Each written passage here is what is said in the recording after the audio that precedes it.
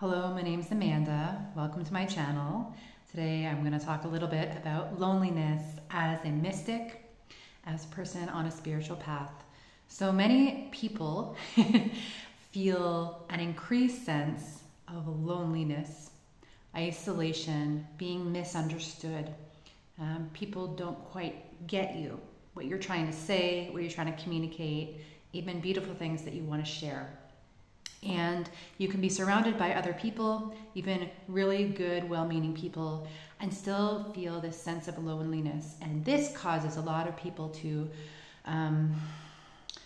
question themselves, judge themselves, not want to really continue in a powerful way on their spiritual path, because who wants more of that?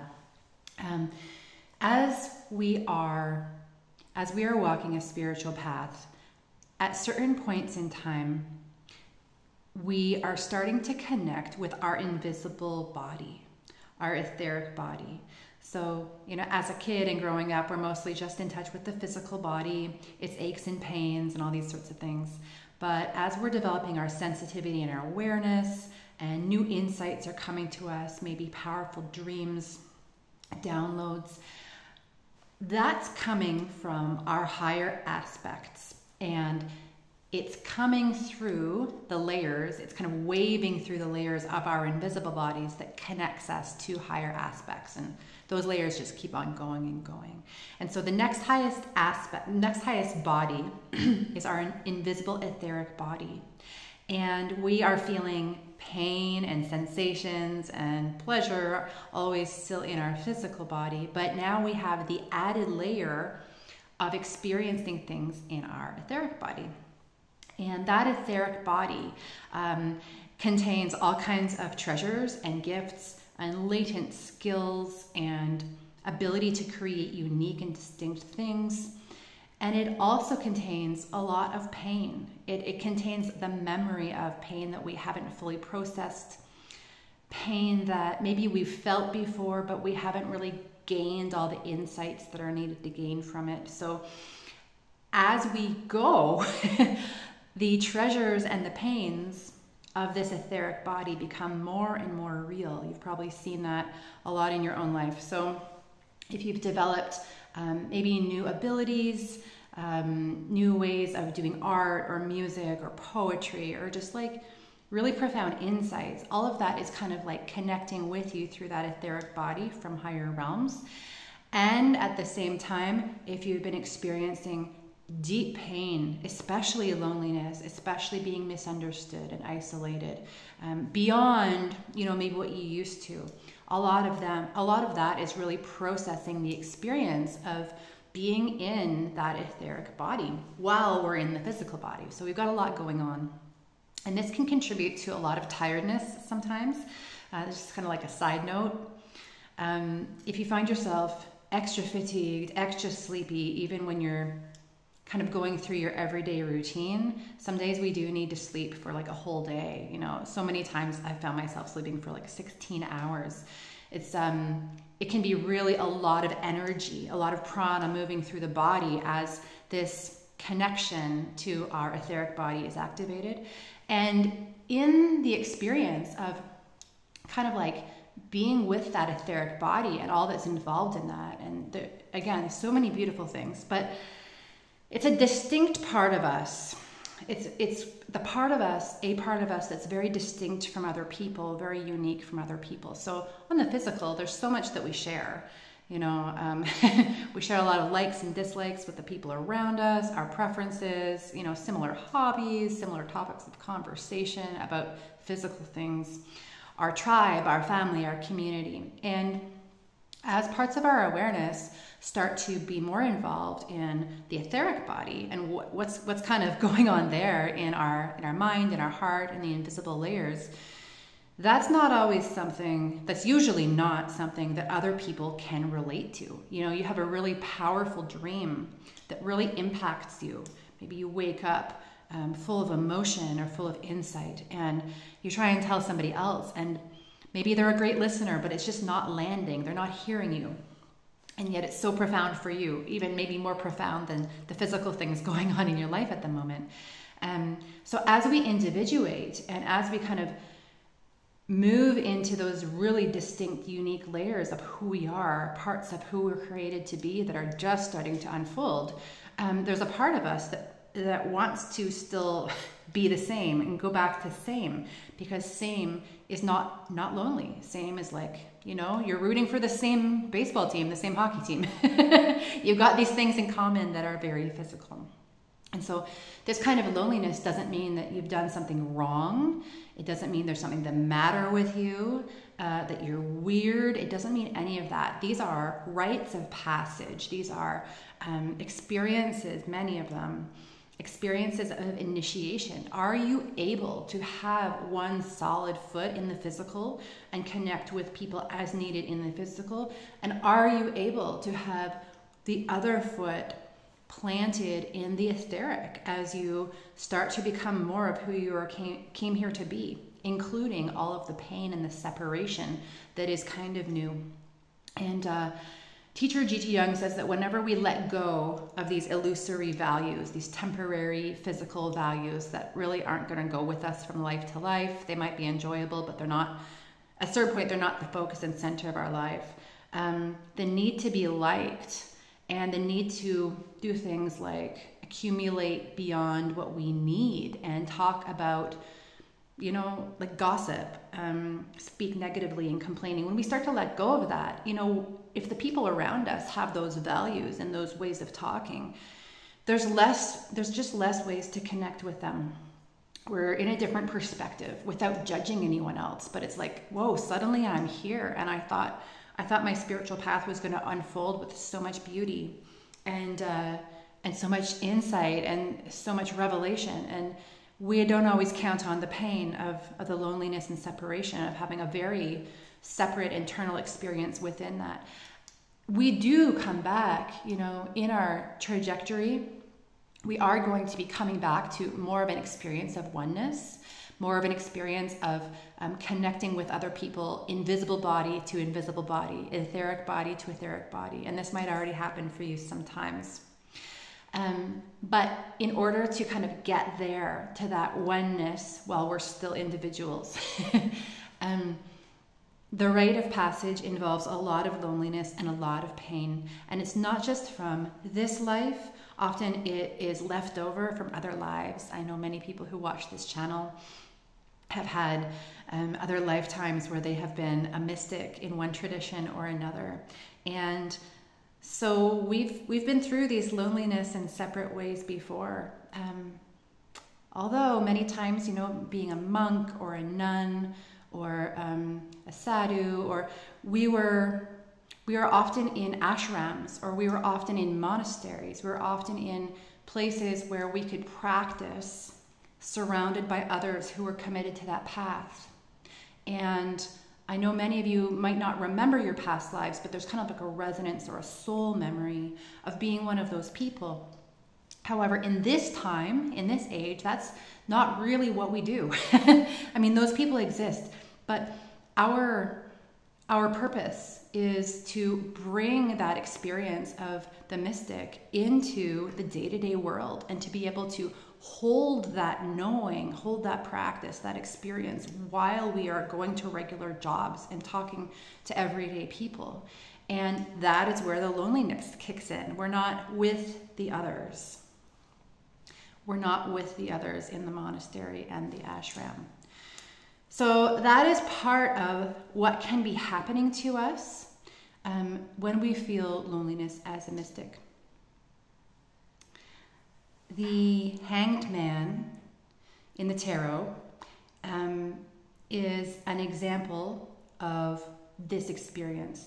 Author Elizabeth Hage talks about the person who is in the phase or the experience of the hanged man hears the voice of God clearly within, knows what the divine is asking of him, and he becomes an instrument of God. He sees things the other way around. How could anyone with this outlook fail to see and do everything the opposite way to average people who are still dominated by egoism, envy, greed, and vanity? It is also quite natural that everything the hanged man says or does is misunderstood or misinterpreted by others. He has attained this phase precisely because he's constantly misunderstood time and time again, and often has to explain reasons for his actions or his opinions.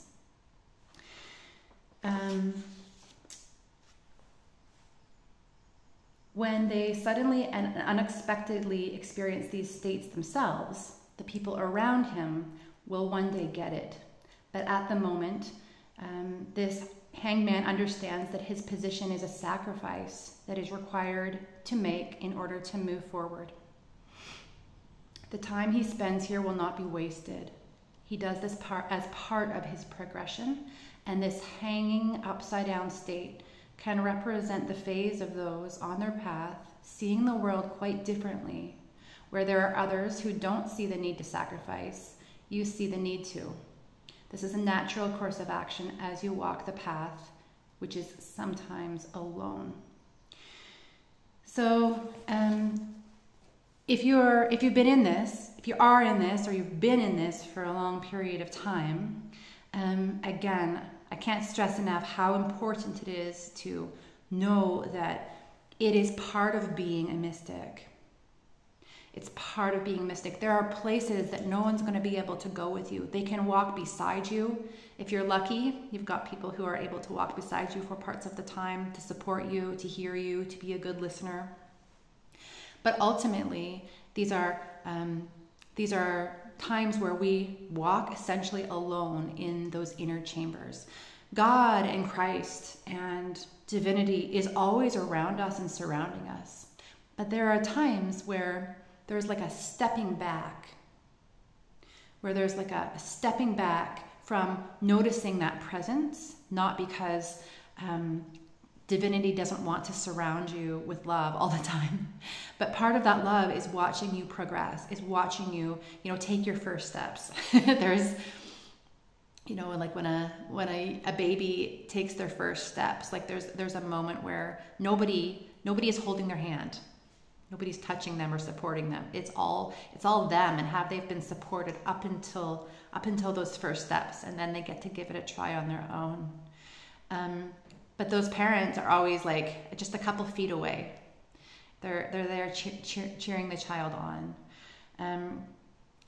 Sometimes, if that loneliness is just like really jarring and really gnarly, and you haven't reached out, you haven't connected with anyone who understands you, sometimes the service to others is really something that we need to do. We need to take a moment from being really focused on the pain of our loneliness and actually reach out, because guaranteed there's people who are going through a harder time than you, who feel even more isolated than you do. And it doesn't mean, okay, I'm going to go like volunteer at the soup kitchen. Like this, there's so many gifts that you have to share that are actually something that nobody else can share. You're going to be writing poetry or creating art or music, or, baking from some recipe that you made up, or whatever it is that you do in a way that nobody else can, and sharing that with people who it connects you with. And these are these kind of special gifts that are unique and eccentric and distinct to you are things that are really needed. They're coming through your invisible body. They're coming through from higher dimensions. They need to be shared. And even if it only temporarily distracts you from the heavy loneliness, sharing those things wherever and whenever they can land can be a real medicine for loneliness, because your creations are perhaps really needed by somebody who is suffering and struggling, and you keeping them to yourself isn't really serving anybody. Many people who identify as a mystic, or who identify as highly sensitive or empathic, they have had streaks of that throughout their life. They maybe were born like that, or started showing these kind of signs at an early age of just really feeling what seemed to be emotions more intensely, at least on the outside, than the people around them. And sometimes they just knew things. Sometimes you guys just, your whole life, you've just known things, and other people wonder, like, how did you come to that conclusion? How do you know that? But often those same people, they've had a lonely life since they were born, and have thought so many times, you know, what's wrong with me? Why can't I just let loose and let go and enjoy and be in the physical moment with my peers? And you know, the truth is, actually, you are probably in touch with your invisible body in one way or another. You're probably aware of your etheric body quite early on, maybe due to trauma, or maybe that's just the way that you are. Maybe that's just the way that you were born. And trying to pretend that that's not real and distract ourselves away and be in addictions and just trying to be normal so that we don't have to be lonely has never worked. You know, you guys all know that that's never worked. It's not really what we're supposed to do.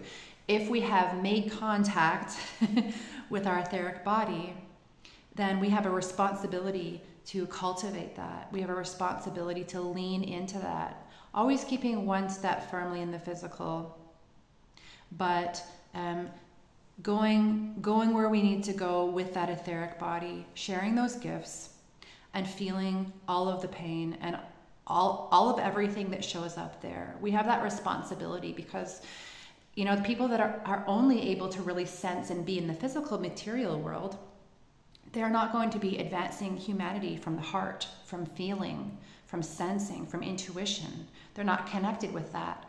So the people that are, those of us that experience those things, we are the ones who are responsible to share our insights, to share our creations, to be honest and vulnerable about the pain that we experience and feel, so that other people realize it's actually normal to feel pain, even if it doesn't make sense, even if it's old, to feel it and let it move through, to accept the loneliness that shows up and know that it's temporary without rejecting it. It's people who feel so intensely that are really on a path of evolution, of creating a new way of being human for the children of tomorrow, creating a place where big feelings are welcome, where sensitivity is welcome, where periods of loneliness are welcome. They're just temporary periods. And so as small and weak and vulnerable as a person might feel when they are in a lonely and painful and misunderstood period of time, when that wave passes through, when that pain, that energy of the pain body passes through, what can you share? I mean, when we're right in the middle of it, we're right in the thick of density, that's not usually our most effective time to be creating and serving. But as soon as that wave passes through, you've still got that momentum, but you're feeling a bit better. And that's the time to send off a few messages, to jump into a new venture. We have the full moon. Today is June 5th. We've got a new moon tomorrow. So the timing of this is really great, really auspicious if you are, if you've been going through something, but you feel like there is something that you could share or initiate or start. Today or tomorrow would be a great time to do that. But yeah, you are needed. I can't emphasize this enough. Your insights, your ideas, your feelings, your whatever that you've got that is spiritual, emotional, that is could be helpful for other people and is distinct to you, is just really needed, no matter how vulnerable and broken and frustrated and irritated you might be feeling. In that so-called mess of things are the gems. In the underworld, because loneliness can be a real underworld type of experience, there are gems in the underworld. And, you know, I know that I just know for sure that there's so many people watching this who have so many gems that are just waiting to be shared. The lovely Kat Courtney has on her website, or the website for plant medicine people, don't wait until you're healed to do that big thing. Healing is an ever-present, dynamic process. The world needs your light. Don't hold back your greatness. You are worthy, and it's time.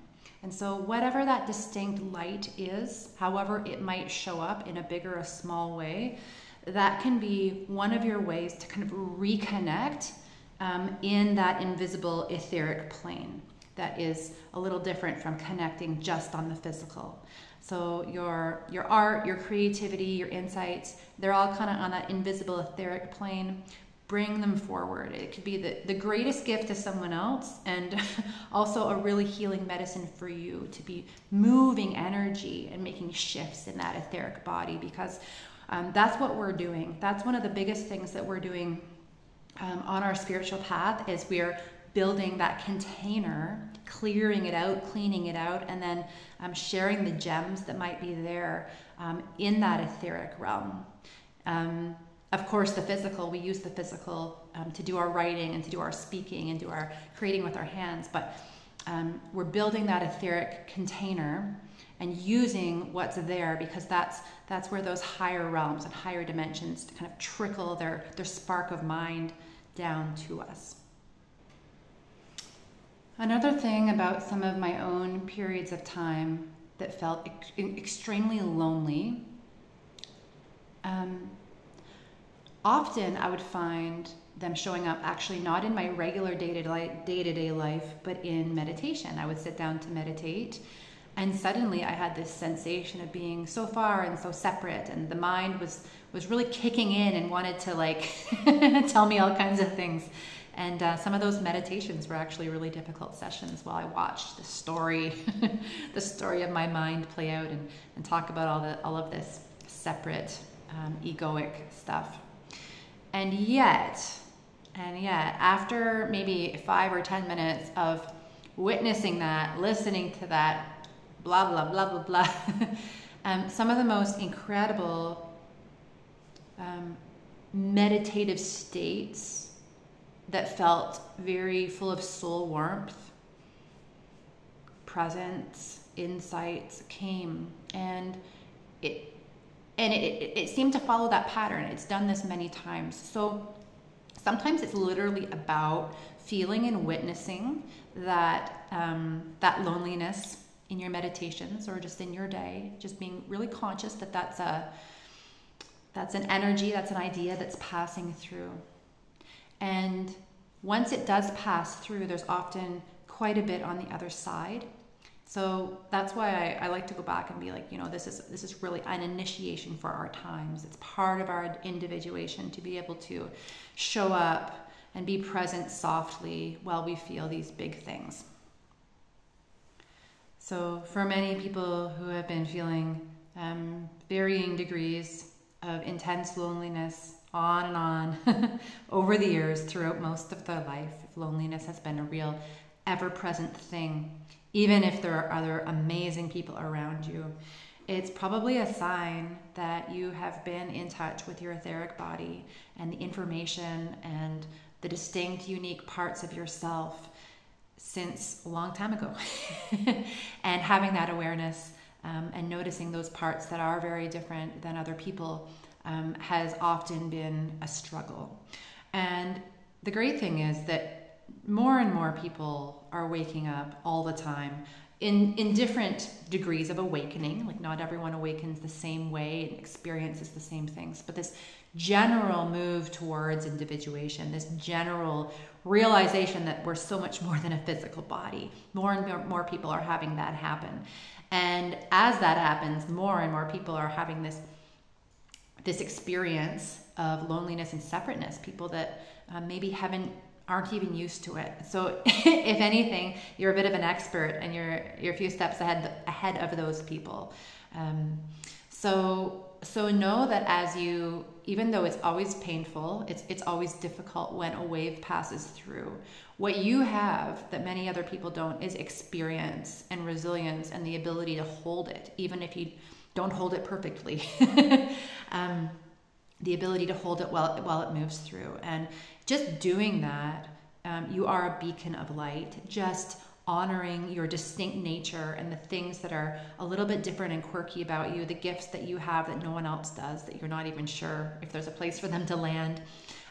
Having that experience and just showing up fully for that, it gives other people permission you send off, like, you're like a lighthouse that's sending off a signal being like, you know, I don't have this fully figured out, but I'm a few steps ahead of you. And I've been feeling the waves for years, and yet I'm still showing up, and I'm still sharing everything that I am inspired to share. And I'm in it. I'm in it. And I know that one day we are going to be having an experience where our etheric bodies are much more connected, much more understanding of each other, much more in cohesion. But right now we're in this physical initiation, and we're kind of got one foot in each world.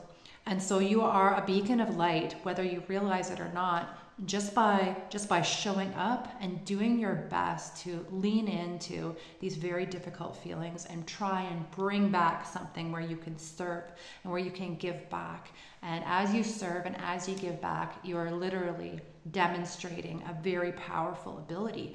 And consciously, not perfectly, but consciously doing that over and over, you end up looking back to the you a few years ago, who was just like a mess in the corner and who couldn't talk to anyone and just felt sorry for themselves. The pain might still be just the same, just as intense. The separation might be, you know, just as extreme, but you're actually developing resilience, and you're actually doing something with it, and you're building who you came here to be. You're building that individuation. You're building that etheric body. And please don't expect it to be perfect.